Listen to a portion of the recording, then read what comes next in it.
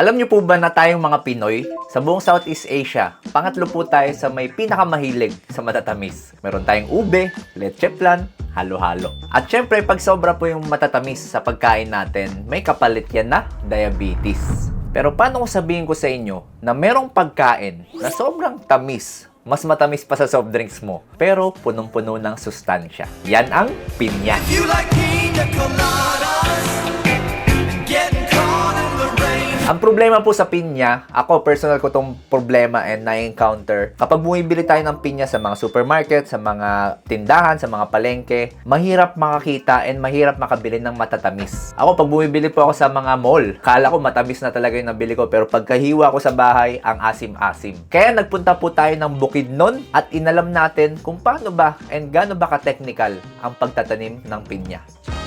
So, yan guys. Andito tayo ngayon sa Bukidnon. So, ito yung portion pa lang ng plantation ng mga pinya dito sa buong Bukidnon. Ayan, kung makikita nyo, lahat ng green na yan, lahat yan yung crown ng mga pinya. Lahat na nakikita ng mata ko, kahit yata hanggang dun mayroong mga pinya.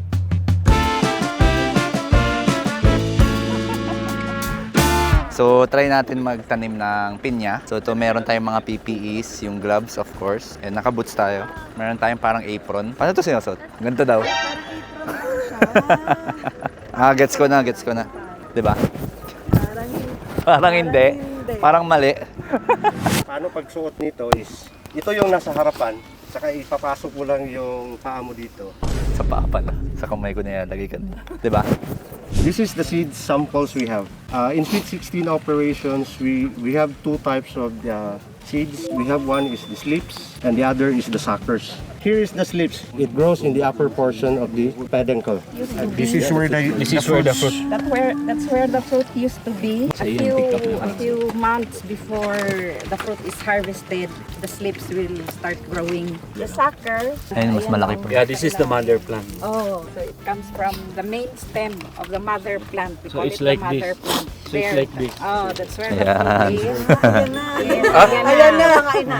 Then this one here, if you notice this one, the white spot here, this is from the peduncle. That's where the slips Yeah. grows. Then below the slips, the slip is the sucker.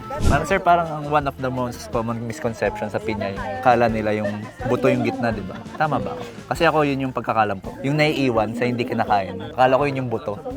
Di ba? Bihira lang talaga yung buto ng pinya. That is the core. Yun yung nasa gitna. Pag nag-slice tayo, yun yung middle part na white, na solid siya. Kaya parang parts lang po ng mother plant yung tinatanim din. Yes. Pwede rin itanim ito. The crown. Ah. Pwede rin itanim ito. You can remove it. Ito lang, can remove it. Ayun nga. Ayun, tapos pwede na po ito Pwede itanim. itanim. Talaga. Yeah. Ito, mabagal lang siya. Kasi kumbaga, bata siya. Ito kasi, kung notice natin, pag tinanim natin may mga roots na siya. Ibig sabihin, yung growth niya, advanced na siya. Ito, parang dadaan pa siya ng 1 year old, Magmamature 2 pa. years old, 3 years old. So, mas Ito, matagal po yung cycle na to. Yes. Ito, pinapabunga namin ng 12 months. Ito, napapabunga namin ng 10 months. Ibig sabihin, ahead siya ng mga at least 2 months.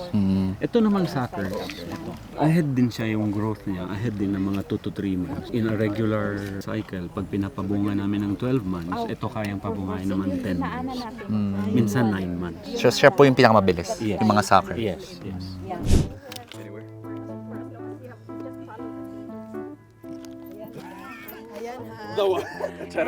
Tama.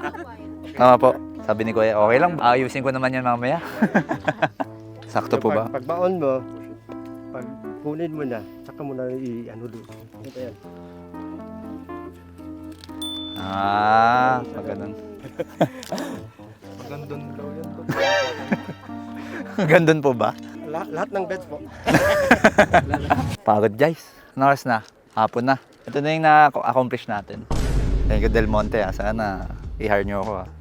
So makikita nyo po dyan, talagang medyo technical yung proseso nila dyan. Kala ko dati talaga yung pinya nakalubog siya sa lupa. Pero nakalimutan ko, hindi nga pala siya root crop. Hindi siya parang kamote or carrots na nakabaon sa lupa. And dahil nga sa tulong ng mga expert dito sa pagtatanim ng pinya, na-refresh ako. And nalaman ko kung gaano ka-technical ang proseso nila dito.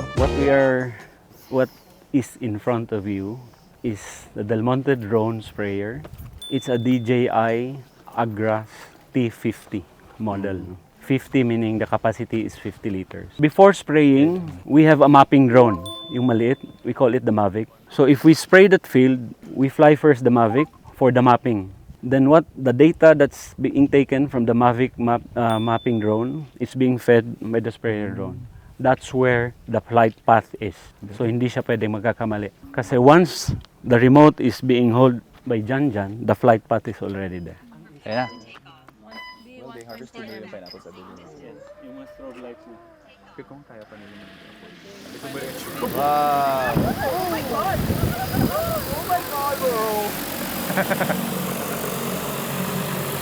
Wow!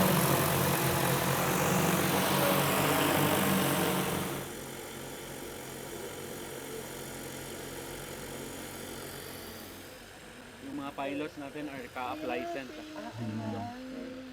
Spraying na. Battery 76%. Pwede ba yung pang travel vlog? Bilis ng flight time nila sir.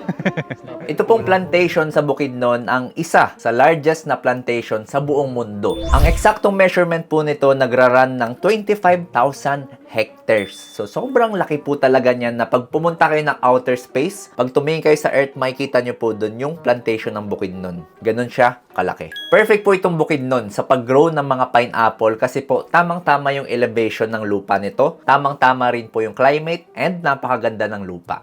Also later, alamin natin yung mga buhay na nabago at yung mga pangarap na natupad dahil sa pagtatanim ng pinya. Ang hirap pala kasi magkakamuka. Ito po. Sucker po to. Baka main plant na yun ha. Kaya nga eh. Ito pwede po. Tanggal pa kayong buong. Ayun. Struggle is real. So this one is the sucker. Saan nilalagay? Diyan lang. Ito lang. So, ang hirap niya i-identify kung alin yung sucker dito. Ayun. So, ang challenge sa akin ngayon, ang hirap niya i-identify pag ganyan. Kung alin dyan yung... Siguro pagkabunot, doon mo na lang malalaman, no? Ayun, ang hirap eh. Dito lang yung sakit sa ibaba. Yung slit. Mas mahirap siya. Mahirap kunin yung slit. Sucker. So pag mas matigas, sucker. Pero kailangan ng ano yan, kailangan talaga ng experience. Kasi ako first timer, pag bubunot ako ng seed, hindi ko ma-identify basta-basta. Milyon-milyon pong pinya ang napoproduce sa Bukidnon. And yung mga quality ng pinya nila talaga pong world class. Kung mapapansin nyo sa title ng video na to, ito yung sweetest and healthiest fruit sa buong mundo. Totoo po yan. Kasi ang quality ng tamis dito ay up to Brix 16. Pag sinabi pong Brix, yan po yung sukatan ng tamis ng isang prutas. Actually, mas matamis po ng bahagya yung mangga. Pero dahil kinonsider natin yung sustansya, mas nanalo pa rin ang pinya. Ang pinya po kasi bukod sa matamis, meron po siyang fiber na talagang nakakatulong sa ating digestion. Meron din po siyang bromelain. Ang bromelain po napakaganda pong anti-inflammatory property niyan. Nakakatulong po yan para mapababa ang stress ng katawan, para maiwasan yung oxidation ng cells, and para mas maging healthy ang ating katawan. Bromelain din po yung dahilan kaya siya pinangmamarinade sa mga nagluluto po, sa mga chef and sa mga cook. Pinangmamarinade po siya para makatulong na mag-tenderize or lumambot yung karne na niluluto nyo. At mamaya bibisitahin natin yung mga kwento at mga pangarap na natupad dahil sa pinya.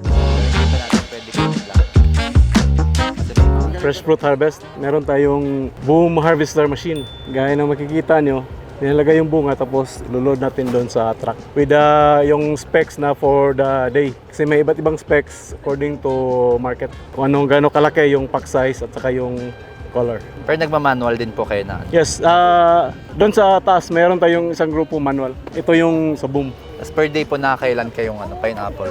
Fruits. Opo, na na-harvest. Sa isang ganito, isang truck, nasa around 2,500 per truck. day. So times, Per truck pa? Yes, per truck.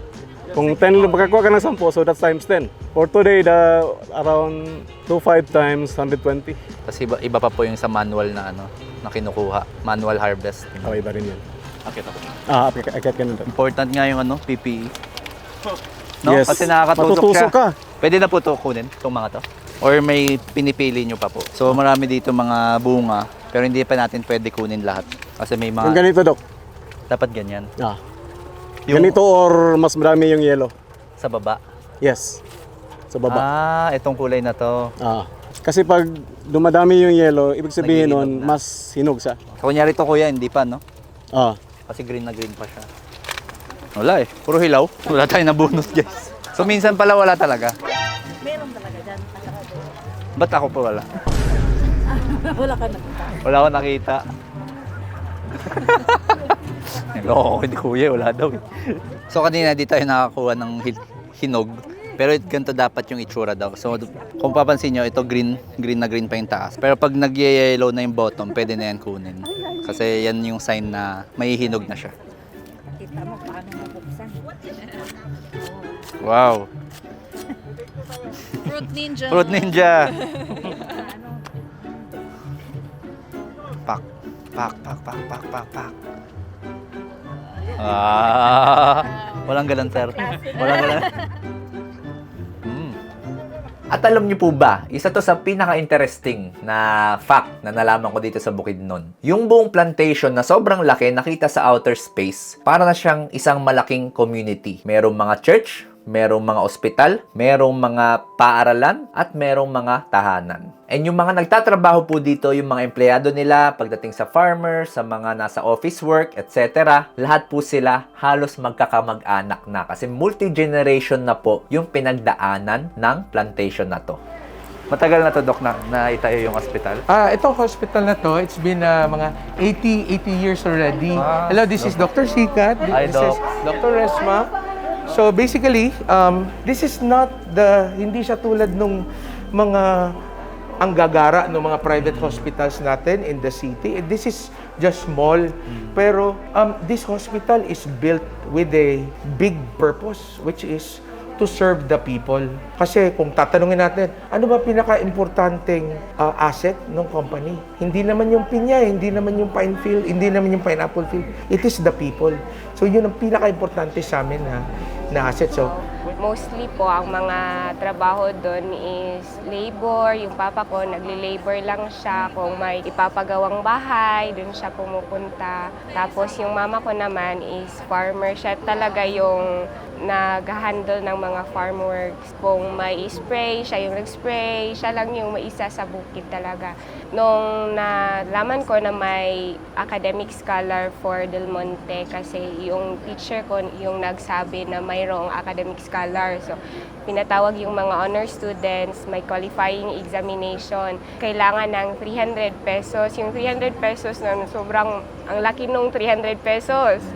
Sabi ko sa mama ko na wag na lang, di na lang ako kukuha ng qualifying examination. Pero yung mama ko yung nag-push sa akin na mag-take talaga ng exam. Kaya, and thankfully, by God's grace, nakuha ko bilang isang scholar. Kaya yun. Ano naman po yung course niyo? Akin ay agricultural engineering. Agri din. Okay. At akin pa, BSN Mathematics po. Wow. Math. Wala akong labda dyan. Sino yung cum laude? Si Matt? Silang dalawa. Ay, parehas. Dalawa kasi. Wow. Galing. So wala po kayong binabayaran na upa dito? Ay, wala po. Libre po lahat kami. Kuryente, tubig, pagkain. Ay, hindi. Kala ko pati pagkain. Kala ko pati. Oo nga, sobra na. Dati po siya sa nagpa-planters, tapos naging harvester, hanggang sa nakapagtapos siya, naging electrician na po siya.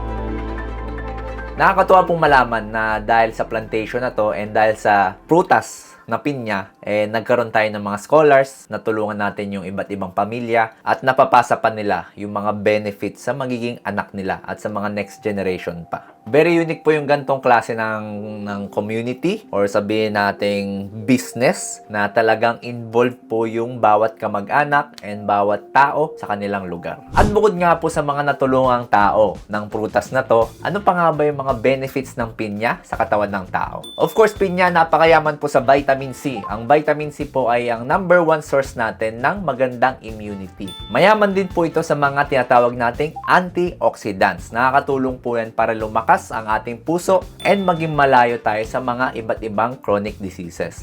Mayaman din po ito sa fiber na talagang nakakatulong sa ating digestion. Pero syempre kahit punong-puno to ng sustansya, dapat limit pa rin. Kasi kung ikaw ay diabetic and talagang mataas na po yung sugar nyo, hindi po makakatulong kung lagi po at sobra-sobra ang pagkain natin ng pinya. At para balikan ang problema ko sa intro ng video na to, kung paano natin malalaman na talagang matamis yung pinyang binibili natin and paano ba talaga magpatubo ng masustansyang pinya, tinanong natin si Doc Chesed. Isa po siyang expert sa pagtatanim ng pinya dito sa Bukidnon. So guys, today we are with Doc Chesed. May mga katanungan lang tayo tungkol sa pineapple. Ayan Doc, kanina actually dami ko na pong natutunan tungkol sa pagtatanim ng pineapple, yung mga technicalities. Ano po sa tingin niyo yung kinaiba ng mga gawa or mga tanim dito compare sa mga ibang lugar?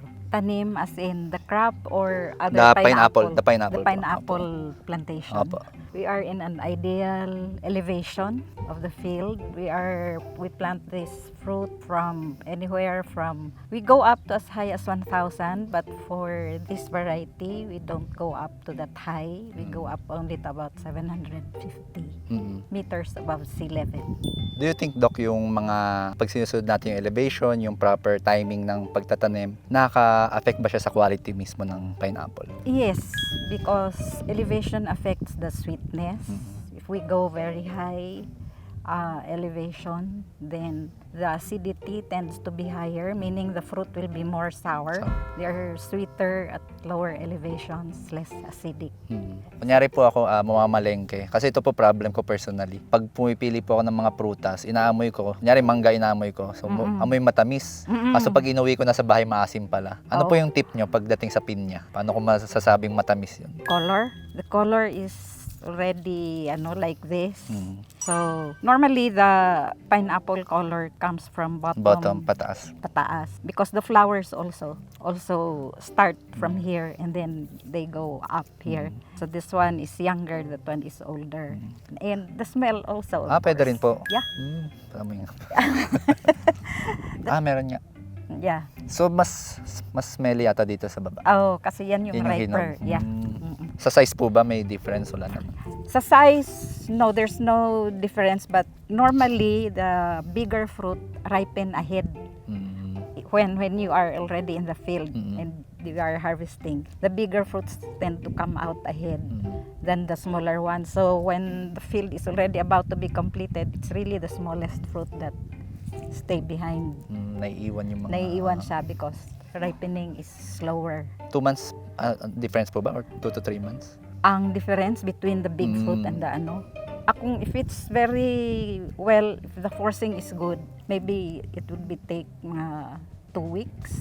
Weeks lang naman. Yeah, weeks lang naman. So dito sa Bukidnon, natutunan natin kung gaano kakomplikado ang magtanim ng pinya. So sa susunod po, nakakain tayo ng pinya. Sana hindi lang natin maalala yung lasa niya. Sana maalala din natin yung storya ng mga pamilya at yung mga komunidad na nagpalaki ng pinyang kinakain mo.